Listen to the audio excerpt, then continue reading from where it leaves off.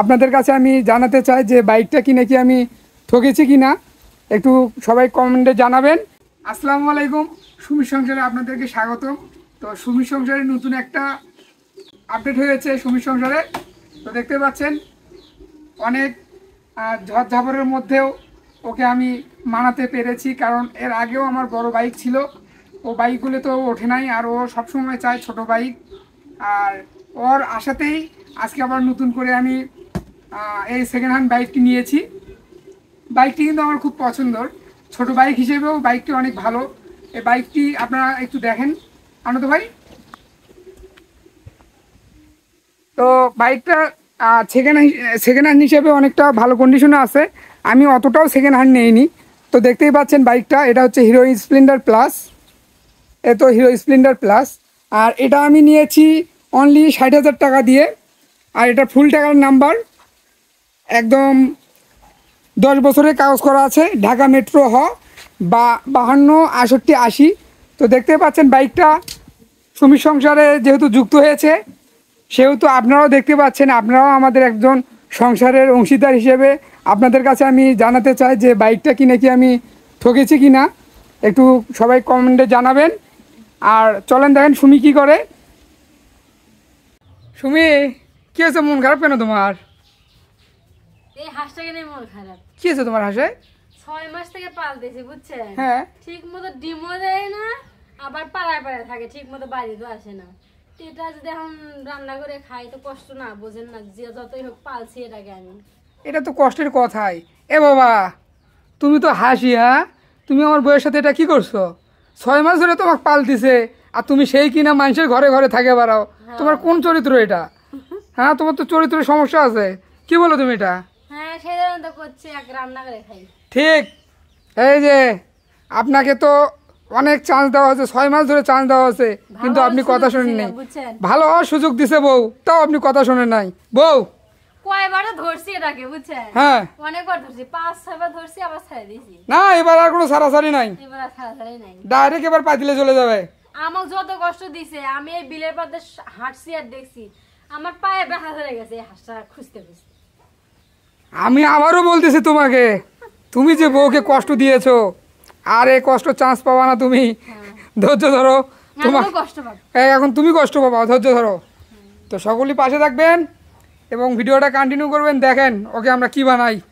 তো লাস্ট পর্যায়ে এসে এত কষ্টের ফল যে দিয়েছে, সুমি এবার কি খুশি? হ্যাঁ খুশি। যে তোমাকে কষ্ট দিয়েছে তাকে তুমি কষ্ট দিলা? হ্যাঁ। যাক, এবারে জাত হয়েছে, আর পাড়ায় পাড়ায় গিয়ে ডিম পাততেও পারবে না, আর কারো ঘরে থাকতেও পারবে না, চরিত্র ঠিক হয়ে গেছে একবারে, নাকি বলো? এখন মানুষের পেটে যায় ডিম পাড়ুক। এখন মানুষের পেটে যায় ডিম পাড়ুক। আম্মু, কি মাছ এটা? মাগুর মাছ। মাগুর মাছ। তো তার পাশাপাশি আবার আপনাদের সুমি, এই যে দেখেন সুমিও মাছ পরিষ্কার করতেছে। সুমি, হ্যাঁ বলেন। কেমন আছো তুমি? মোটামুটি। কেন মোটামুটি কেন গো? পুরোপুরি ভালো নেই। কেন, কোনো সমস্যা? হ্যাঁ। কি সমস্যা? চুপ করেন তো, সমস্যার কথা কোয়া যায়। তাই? আচ্ছা থাক, সমস্যার কথা শুনলাম না। এই যে মাগুরকে একবারে ও সেইভাবে পরিষ্কার করে নিজে ছিলে নিয়েছে একবারে। আমাদের এলাকায় এই মাছটা আর গড়াই মাছ, যাকে টাকি মাছ বলি, এই দুটা মাছ আমরা ছিলে খাই। তো অন্যান্য জায়গায় দেখা যায় এই মাছটা কিন্তু ছিলে খায় না। তো কোন কোন জেলায় এই মাছটা ছিলে খান না অবশ্যই কমেন্টে জানাবেন। ছেলা গলা। তো মাগুর মাছ কিন্তু আমার সব থেকে ফেভারিট মাছ। মাগুর মাছ এবং পাঙ্গাস মাছ, এই দুইটা মাছ আমার সব থেকে ফেভারিট। এই মাছ দুইটা হলে আমার কিছু আর লাগে না বর্তমানে সময়ে। আর পাঙ্গাস মাছ এবং মাগুর মাছ কার কার প্রিয় সকলেই কমেন্টে জানাবেন। সুমির কাজ শেষ, তাই না সুমি? হ্যাঁ, প্যাকেটিং হচ্ছে। প্যাকেটিং হচ্ছে? কি কি প্যাকেট করতেছে গো? সবই। সবই? হ্যাঁ। এগুলো ফ্রিজে রাখবা? হ্যাঁ, সে রান্না করছি পাঙ্গাস মাছ। ও রান্না করছো অলরেডি? তো হ্যালো ভিউয়ার্স, শুনতেই পেলেন, সে অলরেডি রান্না করেছে। ওই জন্য আজকে রান্নার ভিডিওটা দিতে পারলাম না, কারণ যেহেতু রান্না করেছে সেহেতু তো আর রান্নার ভিডিও করা যায় না। আর ও কিন্তু খুব পরিশ্রমিক একটা মেয়ে। হ্যাঁ, ও যা পরিশ্রম করে আমার পরিবারে, জানি না অন্য কোনো মেয়ে এতটা পরিশ্রম করে কি না।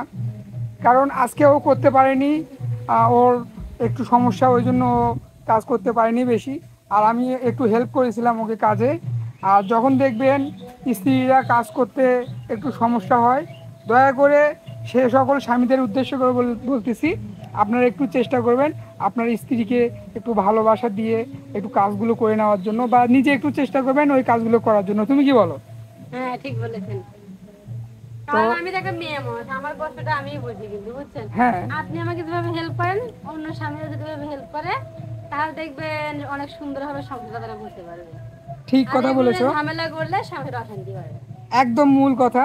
সংসারে কিন্তু মূল অশান্তির কারণ এটাই মেইন, যে ভাগাভাগি করে স্ত্রী স্বামীর একে সঙ্গে, অপরের সমস্যা বোঝা লাগবে আর একে অপরের পাশে থাকতে হবে। এটাই স্বাভাবিক। কারণ এই সমস্যাটার কারণেই অনেক সংসারে অশান্তি ঘটে। স্বামীকে স্ত্রীর প্রতি অনুগত হতে হবে এবং স্ত্রী স্বামীর প্রতি অনুগত হতে হবে, এটাই স্বাভাবিক।